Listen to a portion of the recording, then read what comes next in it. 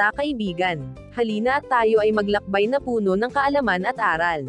Mula sa mundo ng siyensya, hanggang sa kasaysayan, ating tatalakayin ang iba't ibang paksa na magpapalawak ng ating kaalaman, at magpapaningas ng ating kuryosidad. Kaya kung handa na kayong matuto, mag-relax at mag-enjoy lamang tayo. Tara, at atin ang simulan.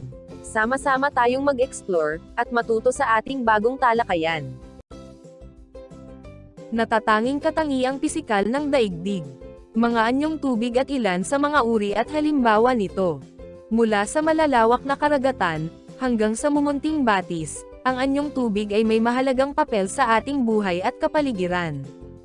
Tuklasin natin ang kagandahan at kahalagahan ng iba't ibang anyong tubig sa mundo, mula sa kanilang papel sa ating ekosistema, hanggang sa kanilang impluwensya sa ating kultura, at pang-araw-araw na pamumuhay. Samahan niyo kami sa isang paglalakbay, tungo sa mga nakamamanghang anyong tubig, na siyang nagbibigay buhay sa ating mundo. Ang kahangahangang mundo ng anyong tubig. Ang mundo, ay isang planeta na puno ng buhay, at ang buhay na ito ay lubos na nakasalalay sa tubig. Ang anyong tubig, ang mga likas na katawan ng tubig sa mundo, ay hindi lamang magaganda, kundi mahalaga rin sa pagpapanatili ng balanse ng ating ekosistema. Mula sa malalaking karagatan, hanggang sa maliliit na sapa, bawat anyong tubig ay may natatanging katangian, at nag-aambag sa pagkakaiba-iba ng ating planeta. Ano ang anyong tubig? Ang anyong tubig ay tumutukoy sa lahat ng uri ng mga nakapalibot na tubig sa mundo, mula sa pinakamalaki hanggang sa pinakamaliit. Ang mga ito ay likas na anyong nabuo sa ibabaw ng lupa, at naglalaman ng tubig, at may malaking impluwensya sa klima, heograpiya, at buhay sa ating planeta. Mga uri ng anyong tubig sa daigdig. Narito ang ilan sa mga uri ng anyong tubig sa daigdig. Karagatan. Ang karagatan ang pinakamalaking anyong tubig sa mundo. Ito ay isang malawak na anyong tubig, na naglalaman ng napakaraming uri ng hayop at halaman. Ang karagatan ay nagbibigay ng mahalagang papel sa klima, heograpiya, at ekonomiya ng mundo. Narito ang mga halimbawa ng karagatan na makikita sa iba't ibang panig ng daigdig. Karagatang Pasipiko. Ito ang pinakamalaki at pinakamalawak na karagatan sa mundo. Matatagpuan ito sa silangang bahagi ng Pilipinas, at may lawak na 162.25 milyong kilometro kwadrado. Ang Mariana Trench, ang pinakamalalim na lugar sa mundo, ay matatagpuan sa Karagatang Pasipiko. Karagatang Atlantiko, ang pangalawang pinakamalaking karagatan sa mundo, na may lawak na 76,762,000 kilometro kwadrado. Dito matatagpuan ang Puerto Rico Trench, na may lalim na 30,176 na talampakan, at ang Greenland, ang pinakamalaking pulo sa mundo. Karagatang Indian, ang pangatlong pinakamalaking karagatan, na may lawak na 68,556,000 kilometro kwadrado. Ang Java Trench, na malapit sa Indonesia, ay ang pinakamalalim na bahagi nito, na may lalim na 24,440 talampakan.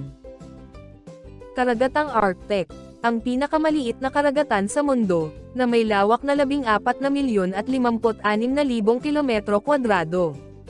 Ang malaking bahagi nito ay nababalutan ng makapal na yelo, na halos hindi natutuna sa buong taon. Karagatang Southern, ang pinakamalalim na karagatan sa buong mundo, na may lalim na 13,100 metro, at lawak na 20,327,000 kilometro kwadrado. Ito ay matatagpuan sa paligid ng kontinente ng Antarctica. Dagat. Ang dagat ay isang malaking katawan ng maalat na tubig, na kadalasang konektado sa isang karagatan. Mas maliit ito kaysa sa karagatan, at maaaring bahagyang napapaligiran ng lupa. Ang tubig sa dagat ay maalat, dahil sa mga mineral na natutunaw mula sa lupa, at dinadala ng mga ilog.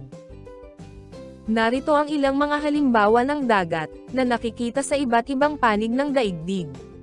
Dagat Pilipinas, o Philippine Sea.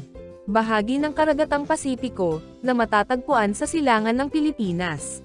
Dagat Mediteraneo, o Mediterranean Sea. Isang dagat na nasa pagitan ng Europa, Asya, at Afrika.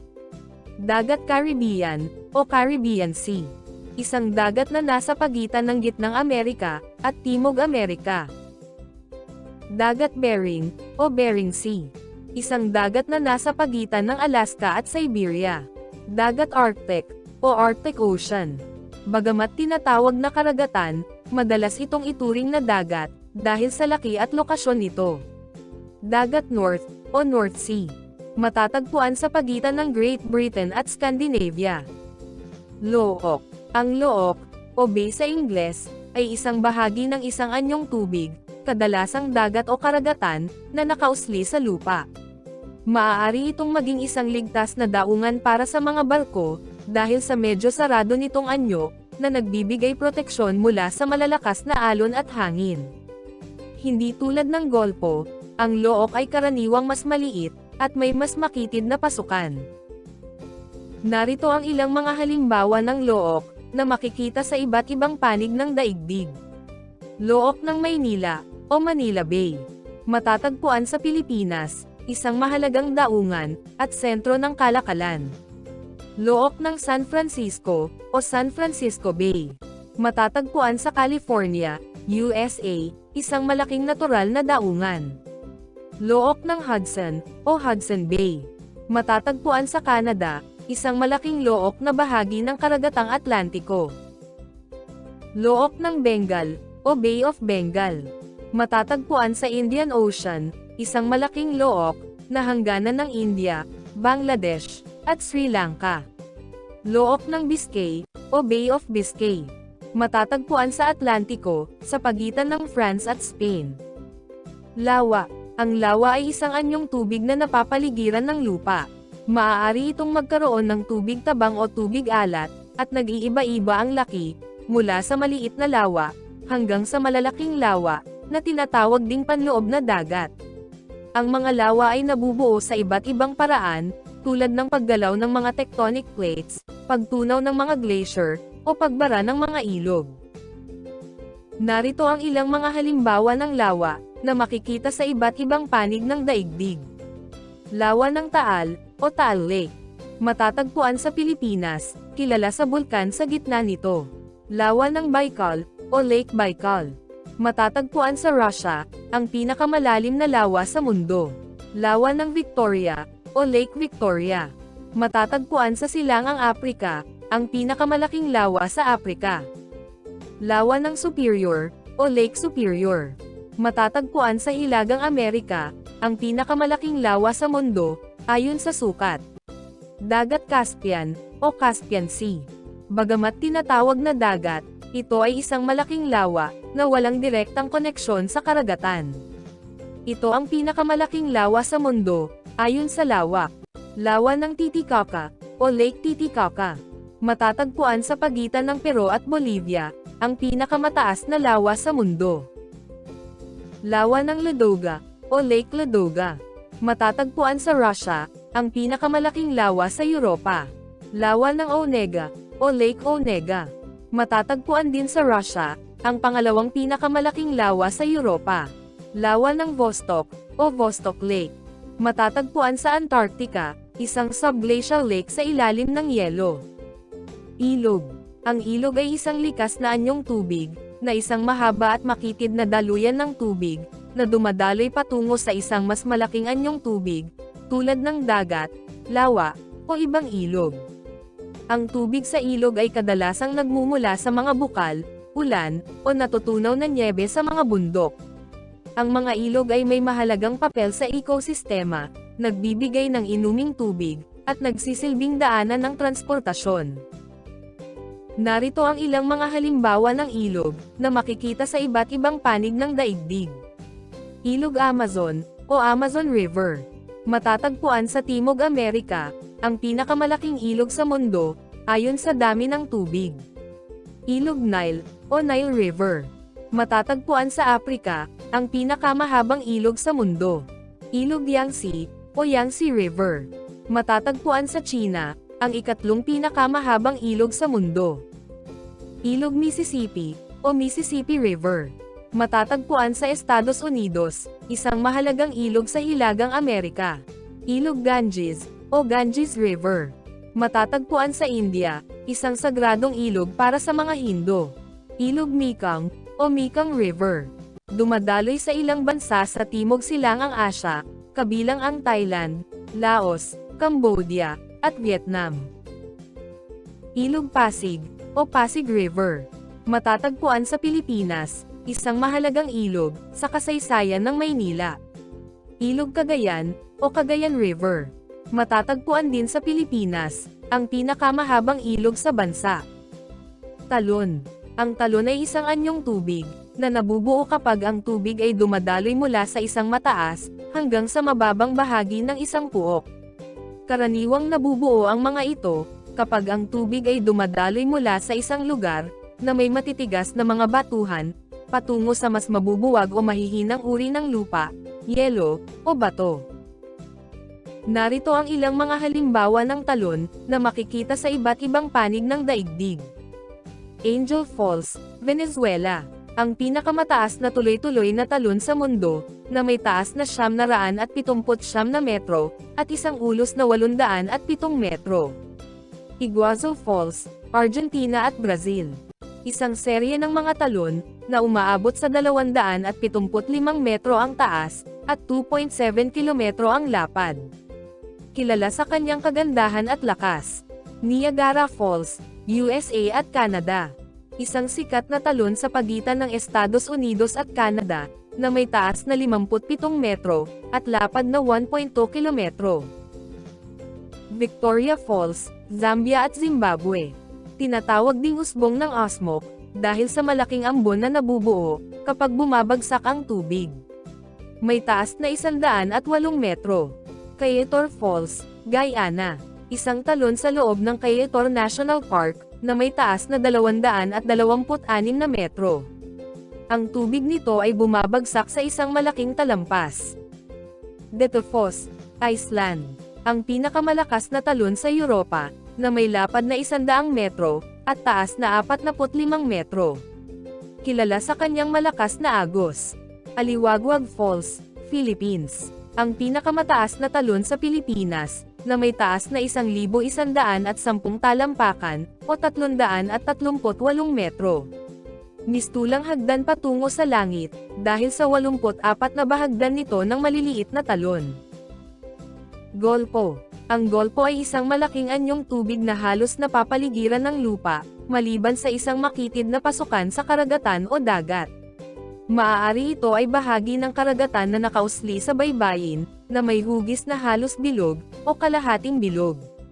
Madalas itong masisilungan, at ginagamit bilang daungan para sa mga barko. Narito ang ilang mga halimbawa ng golpo, na makikita sa iba't ibang panig ng daigdig. Golpo ng Lingayen, Pilipinas. Matatagpuan sa kanlurang bahagi ng Luzon, malapit sa Pangasinan. Kilala ito bilang isang mahalagang daungan, at lugar ng pangingisda. Golpo ng Davao, Pilipinas. Matatagpuan sa timog silangang bahagi ng Mindanao. Isa rin itong mahalagang daungan, at lugar ng pangingisda. Golpo ng Moro, Pilipinas. Ang pinakamalaking golpo sa Pilipinas, matatagpuan sa timog kanluran ng Mindanao. Golpo ng Mexico. Isang malaking golpo sa silangang baybayin ng North America, na napapaligiran ng Mexico, Estados Unidos, at Cuba. Kilala sa industriya ng langis at gas. Golpo ng Persia.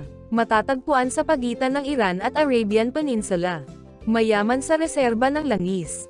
Golpo ng Aden. Matatagpuan sa pagitan ng Yemen at Somalia, na nag-uugnay sa Red Sea at Indian Ocean.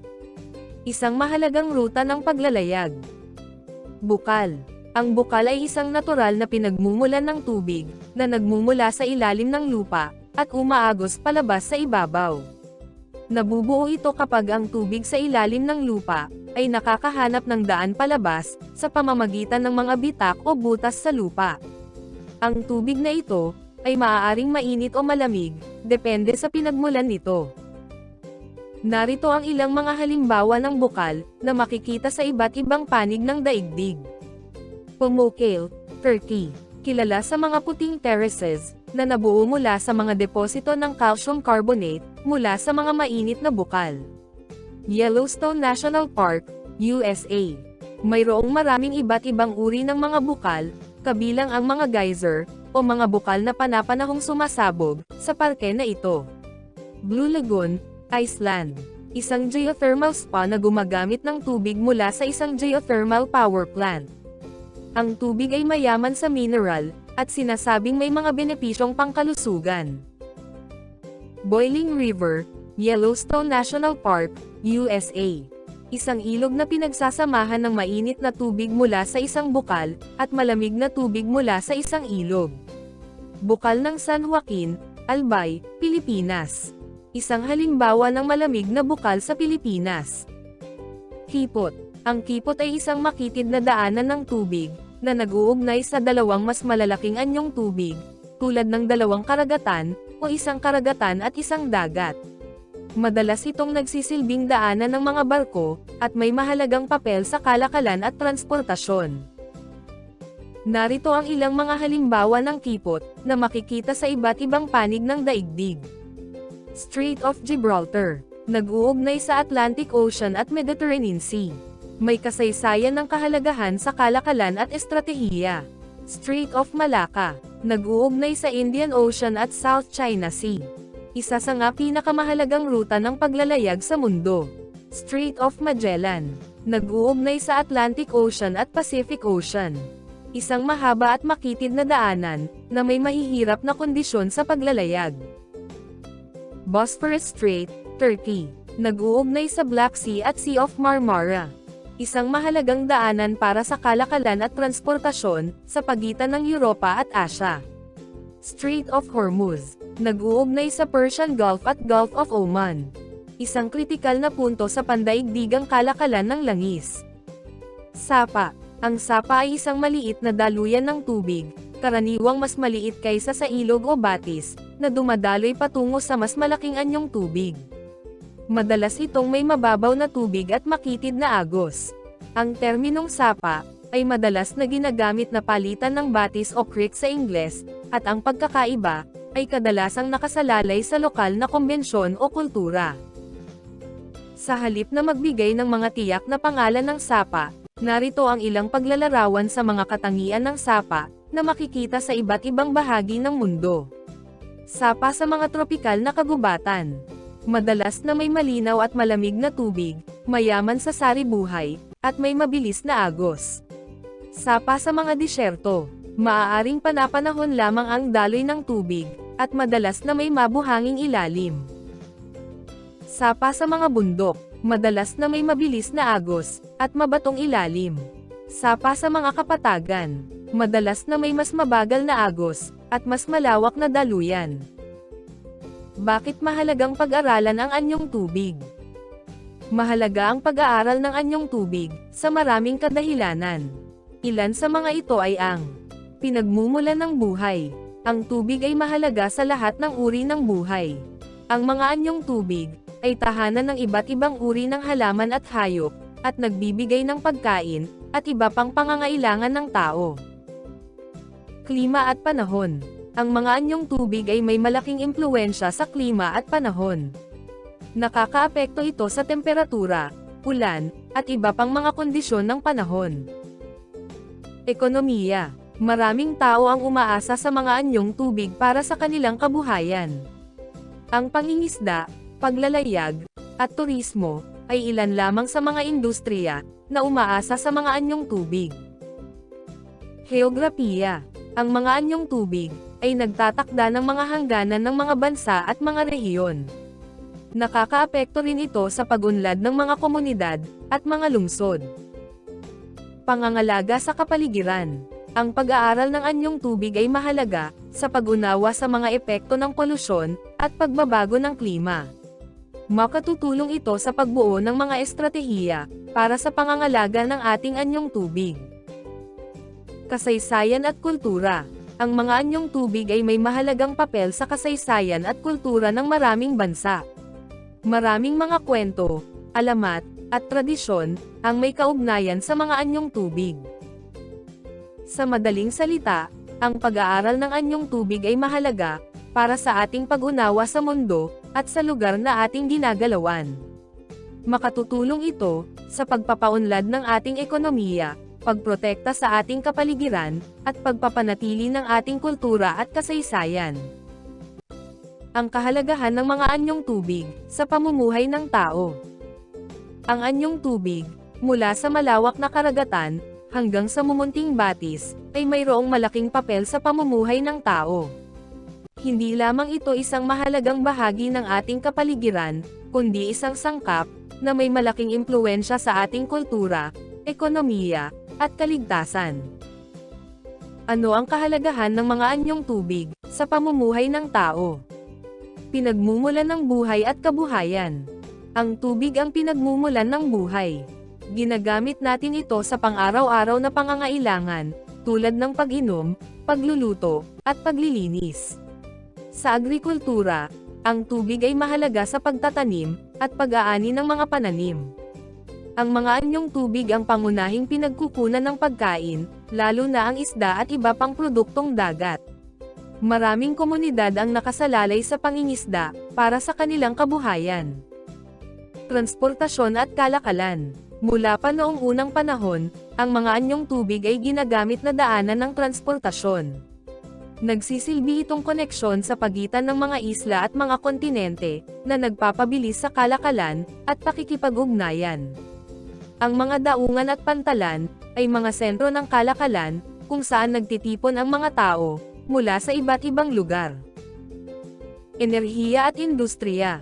Ang mga anyong tubig ay may potensyal na maging pinagkukunan ng enerhiya, lalo na sa pamamagitan ng hydroelectric power plants. Ang mga dam ay nagbibigay ng enerhiya sa mga tahanan at industriya, tulad ng paggawa ng inumin at pagproseso ng mga produkto. Turismo at libangan. Ang kagandahan ng mga anyong tubig ay nakakaakit ng mga turista. Ang mga dalampasigan, lawa, at ilog ay mga paboritong destinasyon para sa paglilibang at pagre-relax. Ang mga aktibidad tulad ng paglangoy, pag-surf, at pagsakay sa mga bangka, at iba pang water activities, ay nagdudulot ng kasiyahan at kita sa mga komunidad. Kahalagahan sa kalikasan. Bukod sa mga benepisyong pang-ekonomiya, ang mga anyong tubig ay may mahalagang papel sa pagpapanatili ng balanseng ekolohiya. Ito ay tahanan ng iba't ibang uri ng halaman at hayop, at nagbibigay ng sustansya sa lupa. Ang mga ito ay may malaking impluwensya sa klima at panahon. Mahalaga ang pagpapanatili, pag-iingat, pangangalaga sa ating mga anyong tubig. Ang polusyon, deforestation, at overfishing ay nagdudulot ng pagkasira sa mga ecosystem at pagkawala ng mga likas na yaman. Ang responsableng paggamit at pangangalaga sa ating mga anyong tubig ay susi sa ating kinabukasan. Napakalawak at napakaganda ng ating mga anyong tubig, mula sa malalalim na karagatan hanggang sa payapang mga ilog. Ngunit, sa likod ng kanilang kagandahan ay isang malalim na responsibilidad. Ang pagkawala ng kahit isang anyong tubig ay pagkawala sa ating lahat. Isang pagkawala ng tahanan ng mga hayop, ng pinagkukunan ng pagkain, at ng isang mahalagang bahagi ng ating kultura at kasaysayan. Pahalagahan natin ang kanilang presensya, alagaan natin sila, at ipagtanggol natin ang kanilang kinabukasan. Ang ating mga anyong tubig ay hindi lamang tubig, sila ay buhay, at ang kanilang kapalaran ay nakasalalay sa ating mga kamay. Hanggang sa muli, maraming salamat sa panonood.